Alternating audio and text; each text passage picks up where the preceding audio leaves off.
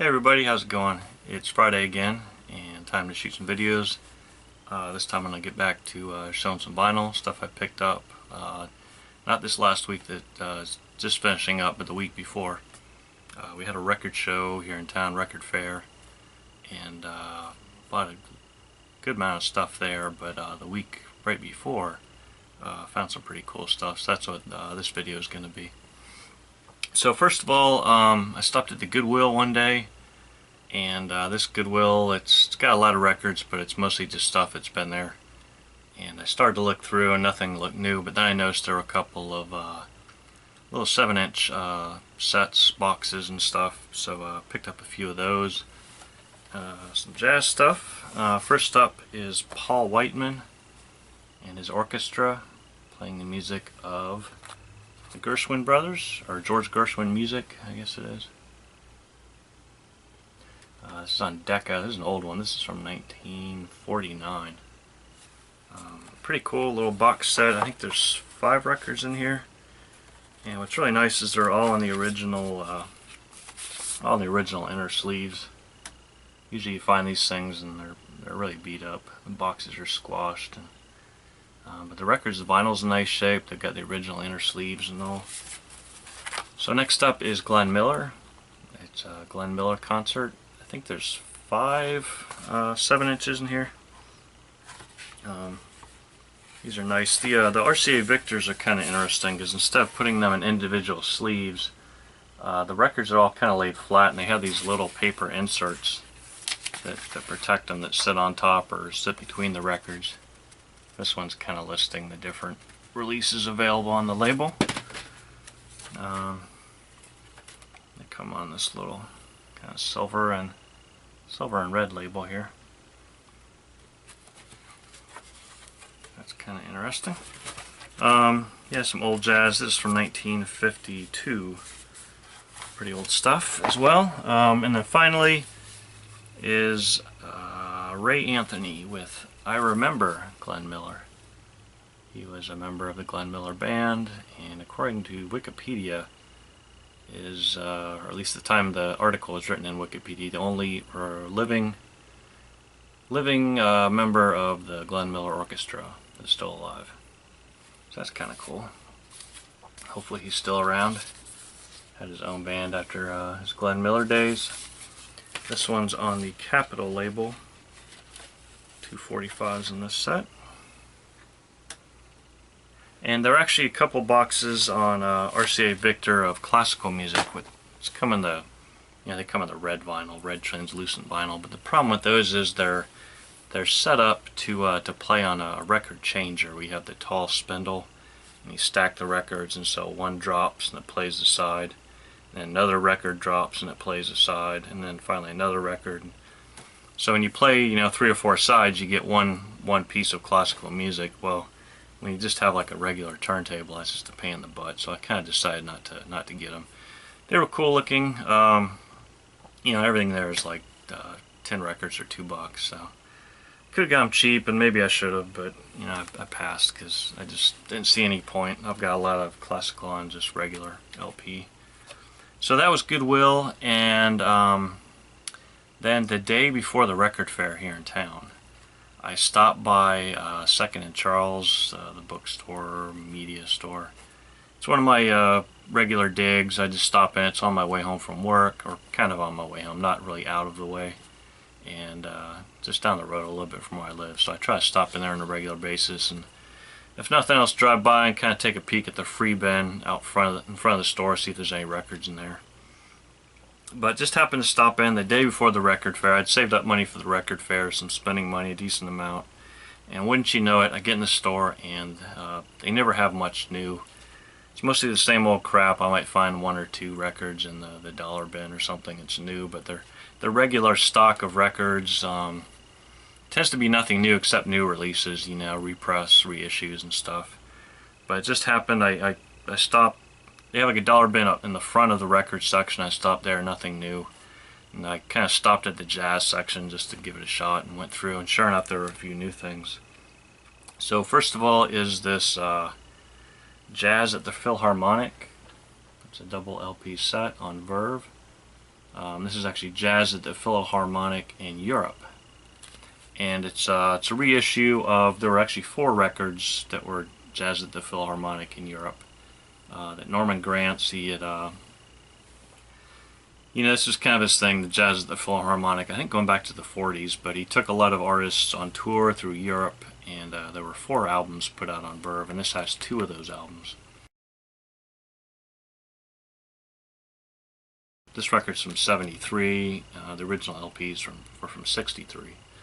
So you've got people, you can see it on the front, you got like Cannonball Adderley, Dizzy Gillespie, Coleman Hawkins, Candido, J.J. Johnson, Leo Wright, Stan Getz, Art Davis, Benny Carter. A lot of great musicians on this. Kind of a dumpy looking cover. It's got some damage obviously. And the quality on this is kind of sad. Like they've got a T in Norman Granz's name. There's no T in his name. And then the back, you got like Dizzy Gillespie with D-I-Z-Z-I-E. And then later on down on the record, they spell it the right way with a Y. So kind of quality control issue there, but no big deal. That was, it's a little pricey for the shape it's in. It's $3, but what the heck. And then another Verve. This one's in really nice shape. This is Stan Getz. Getz Go-Go. And it's the new Stan Getz Quartet featuring Astrud Gilberto. This one is from 1964. And it's got Gary Burton on vibes, Kenny Burrell on guitar, and Chuck Israels on bass. A nice Verve gatefold here. This one was also $3. It's the standard, typical Verve label there. But yeah, couldn't pass this up. A nice Verve in good condition for $3. Especially with Kenny Burrell, I love that guy, and Gary Burton on vibes. Just jazz guitar and vibes are 2 of my weak points. I can't pass those up. And then finally in the jazz section for $4, a little more. This one on the Jubilee label, 3 for Duke, with Teddy Charles, Oscar Pettiford, and Hall Overton. Got a couple of records on the Jubilee label. Kind of an interesting label. This one is from 1957. Kind of an older record. There's the Jubilee label. Nice shape. I couldn't pass that one up.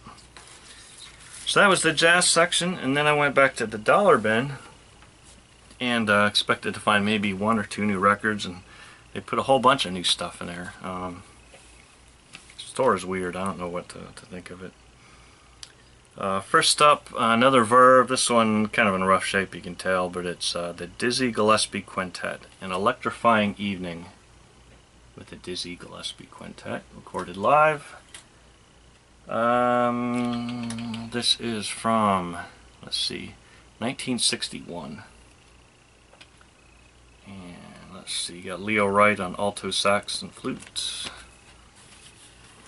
I don't recognize the other names right away, but it's on the cool Verve Stereophonic label. That's kind of neat. No mention of MGM. And let's see. So that was $1. And then what else? Next up, a double LP set on Groove Merchant. This is Lucky Thompson, Illuminations. And this is 2 albums on the Groove Merchant label. The albums were released in '73, and then for some reason they put this out in '74, compiling the 2.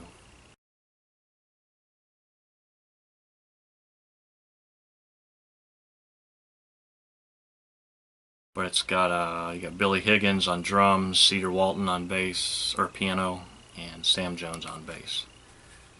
Among the musicians, a lot of different musicians on here. Produced by Sonny Lester, I think. I don't know a whole lot about the Groove Merchant label. I've seen it around a few times, but I'm kind of excited to get this. And I don't really know Lucky Thompson that well either. And then a Blue Note, nothing too exciting though. It's a 70s Blue Note here. 1974, Lou Donaldson, Sweet Lou. This one's still in the original shrink. Didn't really recognize many of the musicians on the back except for Bernard Purdie on drums. But you know, for $1, I'll add to the Blue Note collection. This one on the blue label with the Black Bee. This is one of the BNLA series. Blue Note Los Angeles, I think. And it's when United Artists had bought out Blue Note. First was Liberty and then United Artists. And then a compilation from Pacific Jazz, or actually World Pacific Jazz. This is Shortcuts, Volume 1. Double LP set from 1969. So kind of not just jazz, but a little more into the R&B kind of thing. But you got some people like Richard Groove Holmes, the Jazz Crusaders, Jean-Luc Ponty, Buddy Rich Band, Bud Shank, Wilbert Longmire. Some interesting stuff. A little bit of biographical stuff on the inside. Kind of neat.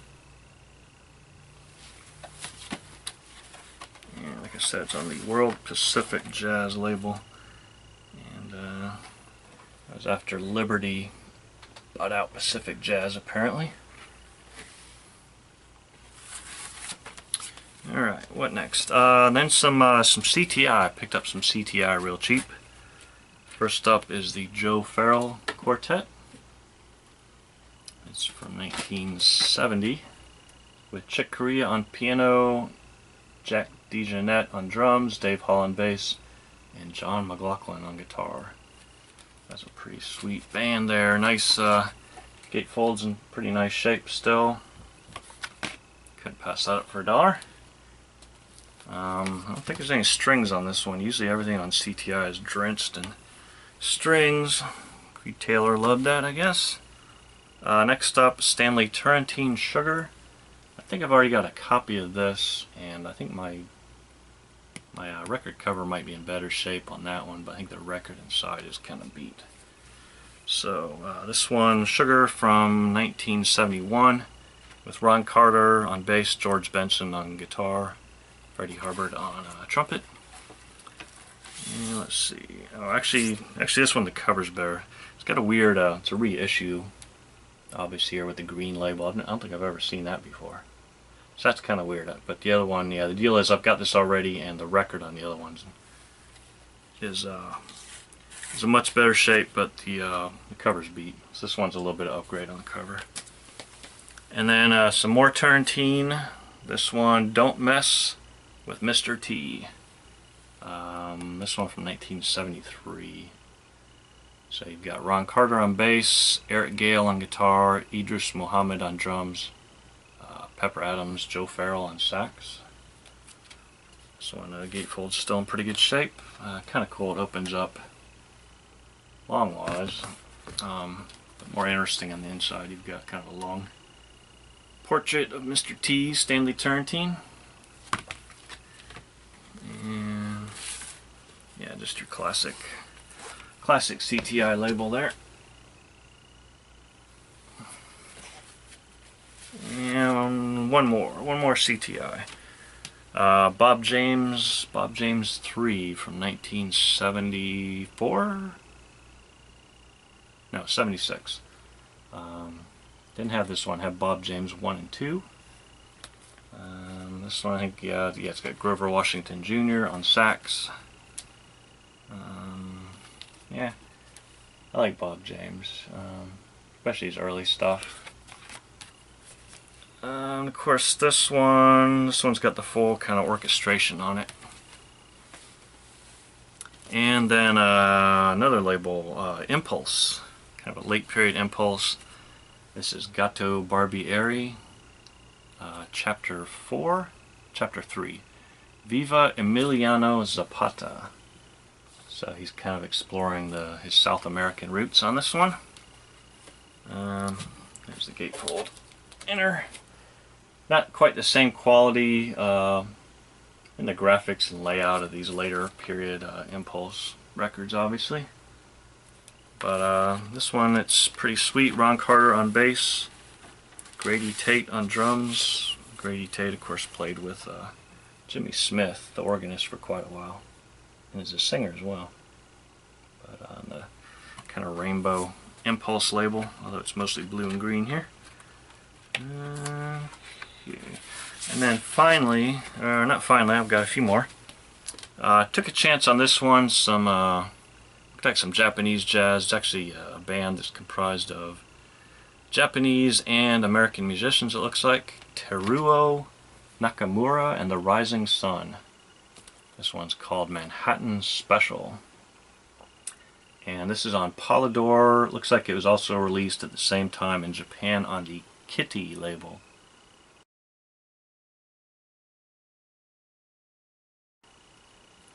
This is from 1977. Let's see. It's got Harry Whitaker on piano and electric piano. I think he played in Roy Ayers' band, Roy Ayers' Ubiquity. And among the guest musicians, I see Herbie Hancock. Don't recognize a lot of other names. This is kind of late 70s fusion, funky, with plenty of electric piano, synthesizers.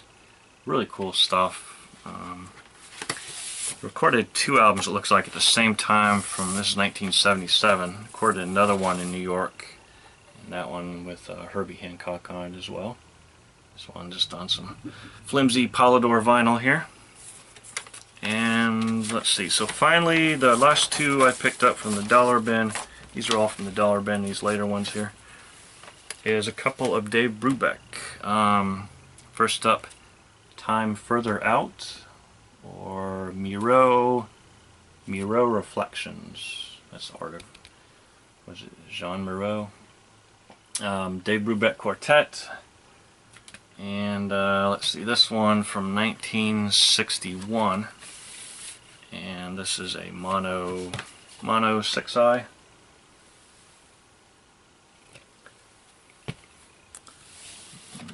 What else? And then the other one is Countdown, Time in Outer Space by the Dave Brubeck Quartet. This one's from 62. And this one's stereo, but it's not a first press.